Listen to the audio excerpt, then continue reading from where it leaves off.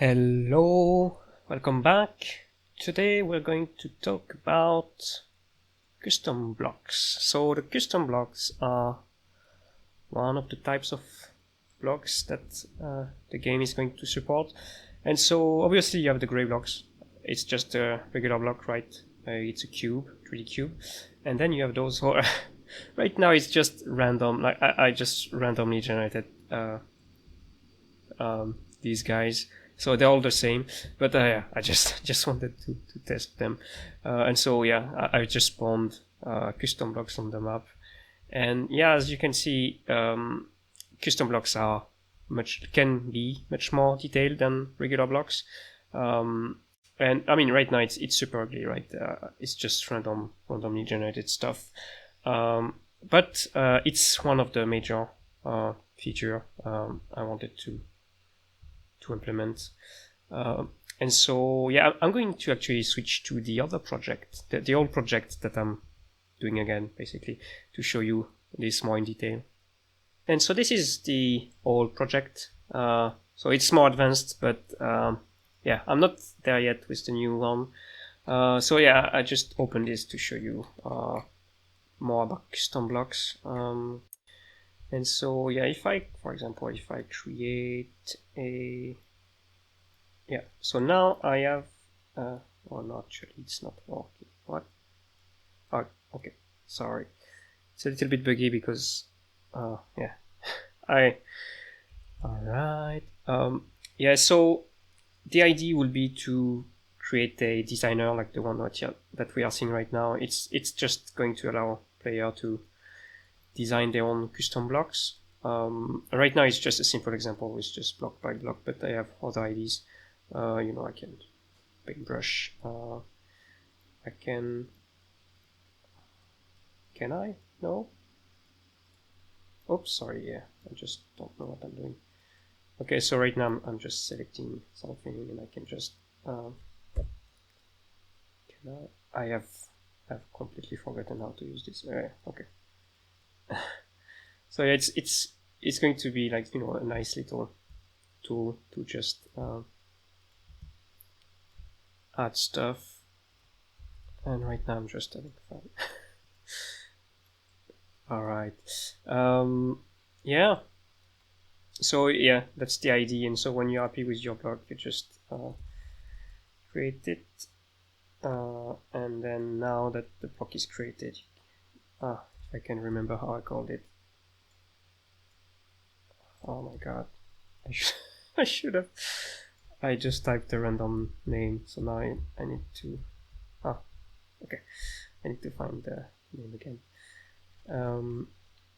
Yeah, and so now that my custom block is created, I can place it in the map, and yeah. So now, yeah, so that's the idea. You can design your own stuff. I mean, right now it looks like garbage, but the idea is that you can do some nice things that are that makes sense for your world. Like you want to design maybe I don't know, maybe you want to design some kind of stairs or whatever. Oh, it's quite big right now. I'm struggling. All right. Okay. So maybe now you want to do this. Yeah, so that's the idea.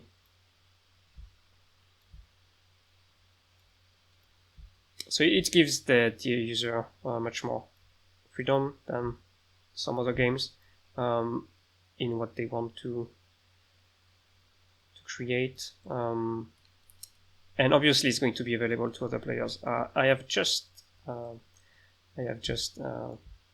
finished the data sync between server and clients. So it's going to be the subject of another video.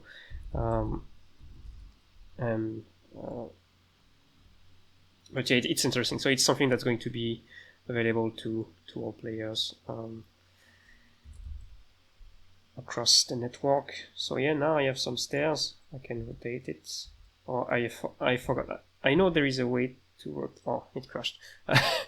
I know there is a way to rotate the block. but I forgot. I forgot the key bind.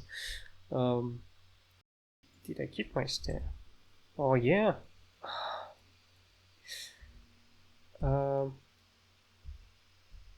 Oh, I pressed the same key again. Yeah, I forgot. But yeah, you're supposed to be able to rotate the blocks in all axes. Anyway, yeah, you can create your stuff.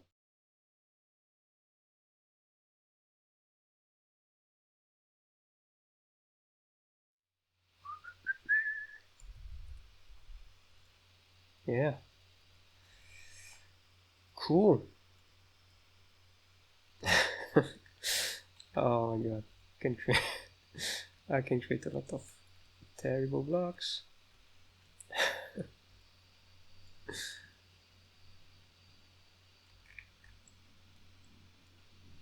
Yay. Yeah, so yeah, I mean right now I'm just doing shit, but you can imagine like with someone actually talented, you know, to design some interesting stuff. Yeah, they could come up with some really nice designs, and you know, having complex, beautiful maps is a lot of interesting constructions and structures and whatever. Not what I'm doing right now. Anyway, yeah, it's good. So yeah, um, you know, it's block per block, but actually it uses the same internal structures as an actual chunk. So, you know, I'm not doing twice the same thing. Like the meshing part is identical, so it's the same underlying structure, the same data, and I'm just, you know, applying this to a simple block. And so the custom block is a class that is holding this chunk data. So it's the exact same data that the map has for the chunks. And oh, another crash. Oh no, nice. Cool. I didn't remember I did that. It's cool. And so yeah, it's the same structure because you don't want to do, you know, several times the same exact thing. So it's still, you know, blocky stuff. So it's kind of like a mini chunk in a sense. So yeah, it does make sense that to use the same underlying data. And then and for placing on the ground, on the chunks, it's just, you know, a different method. I mean, it's not the case in this project, the old project, but in the new project, I've done something different. So in the other project, what's happening is that the chunks, instead of just having one data, a chunk represents, like, it can have multiple data. So I call them chunk section. So one chunk can have multiple sections. One section might be just cubic blocks, like the ones that we are seeing right now. But another section can maybe hold, you know, custom blocks like this one. Wow, it's quite pretty when I get close. And so this way, it's much easier to separate, to split the work. Like you have one section for custom block, one section for cubic blocks. And one thing that's important for that, for example, is that when the chunk, whoops, no, I don't want that. When the chunk gets too far, when we get to, you know, generate LODs, I'm not actually meshing the custom blocks in the lower res. Oh, I crashed. No, it didn't crash. Oh my god, I'm struggling. So as you can see, right? What? Where is my stuff? Yeah. So okay. So it's not even like, okay. As you can see, like right now, these are the custom blocks. And if I go too far away, it's actually going to disappear, which is not nice. But in the new project, it's not disappearing. It's just going to be meshed as cubic blocks. So these blocks, when you get far away from the chunk, are just going to be meshed as simple cubes. So it's going to be much faster, and it's still going to give you feedback visually from far away. But we could not afford to have an entire map made of custom blocks like that. Yeah, yeah, so that's one thing. So, but it's not the only reason why I'm using multiple chunk sections. It's just more flexible. Like for example, if you want to have, it's going to sound weird, but if you want to have two blocks at the same location, for example, on one chunk section you have the main solid block, and you want to add some kind of decoration or whatever, or a different kind of block, you can just use a different section on the same chunk. One thing I'm going to be using it for in the far future is going to be for the circuit system. It's going to be a system where you can, make build your own electrical systems and stuff to interact with the map in a procedural way, kind of like a factory or whatever. And it's actually, the sun is setting on the map. That's nice. And yeah, so it's to split the stuff. So it's important to think about it early on. So I already knew that I wanted different chunk sections, not only for the custom blocks, but for other stuff as well. And also, also something I forgot to mention is this chunk section system also allows you to enable some things for some section and not for others. For example, if I want one section to have collision and not the other sections, I can, enable or disable collisions per section. Same for ambient occlusion. I may want one section to contribute to ambient occlusion and the other section to not contribute to ambient occlusion.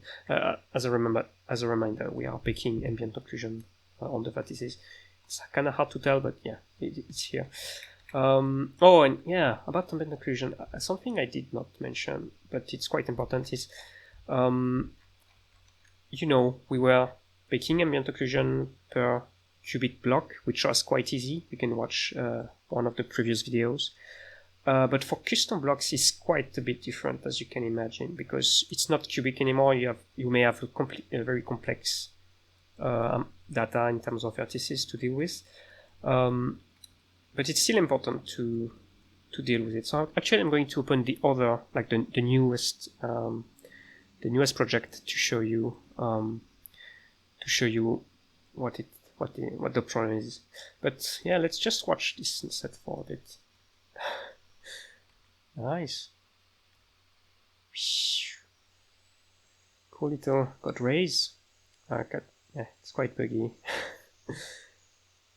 Nice. Yeah. So yeah, the new project is still not quite here. Very soon, I promise, we're going to have generation and kind of similar looks for the block, with colors and materials and stuff. But for now, it's still kind of gray and boring. But anyway, let's talk about ambient occlusion.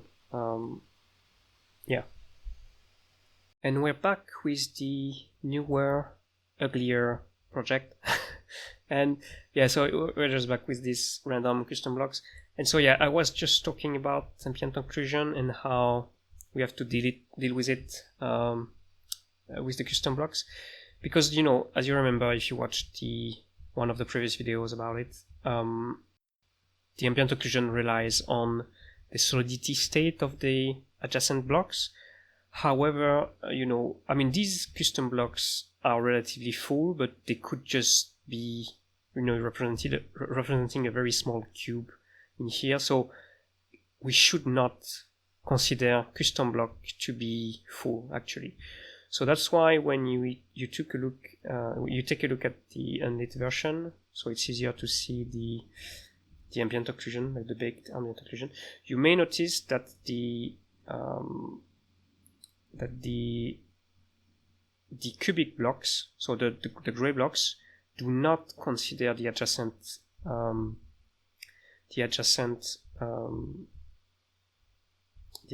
custom block, the orange block, to be solid. It's actually considering as if it was an empty block, and we need to do that, because if we don't,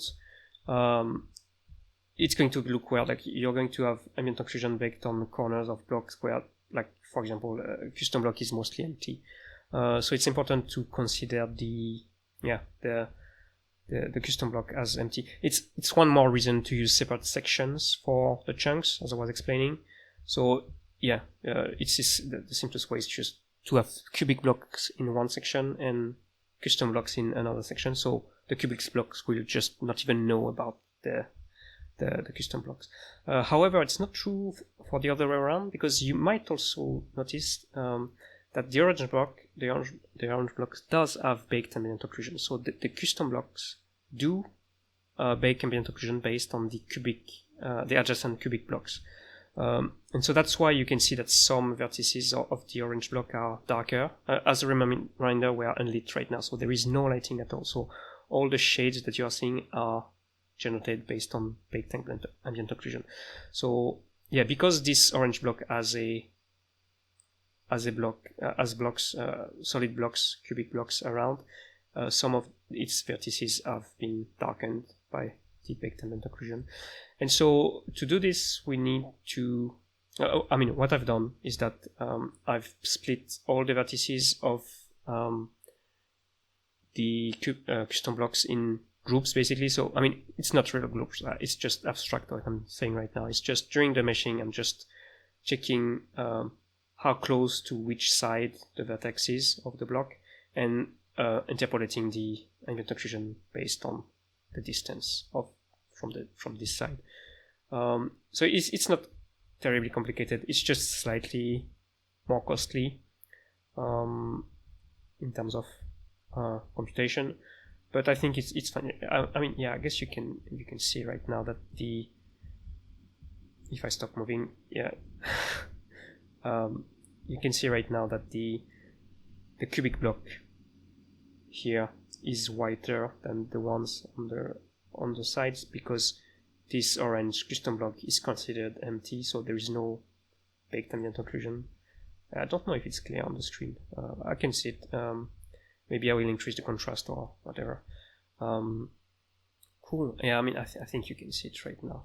Right now it looks quite bad because we are unlit, but when it's lit, it's almost invisible. Right now we are with Lumen, so you have GI as well, but it's fine. Like it doesn't catch GI too much. Okay, and one very last thing I wanted to mention about chunk section is that as you may notice if I show you. All the custom blocks right now are in orange, but as you can notice, all the lower LOD chunks do not mesh custom blocks. Or actually, they mesh them, but as cubic blocks, which are gray right now in this debug mode. And so, yeah, for the chunk section as well. So these chunks right now have two sections. So the section for the cubic blocks in gray and the section for the custom blocks in orange. The color are just arbitrary, by the way. And so these chunks that are LOD 0, so the highest level of generation, have two sections, but the lower LOD chunks, not only do they not mesh custom blocks as custom blocks, but they also have a single section. So, in the game we could end up having one chunk with like 5 sections or whatever, but the lower LOD chunks will always merge all sections into one, so we can just have one draw call per background chunk, which makes sense, right? You don't want to have 5 draw calls per chunk. It's not reasonable. So yeah. I just wanted to mention that it's important. Like for the lower LOD stuff, you can just merge all the data of all the section into one section and mesh that much simpler, much faster. Right now, Lumen is really struggling with that many vertices. All right. So this video was about the custom blocks. You will be hearing about custom blocks in future videos. I'm sure, because it's such an important part of the game. But yeah, the next video is going to be about smart blocks. I will just not say much more about it, just to tease you, but yeah, so it's even better than custom blocks. The blocks are really smart. Yeah, anyway, see you next time.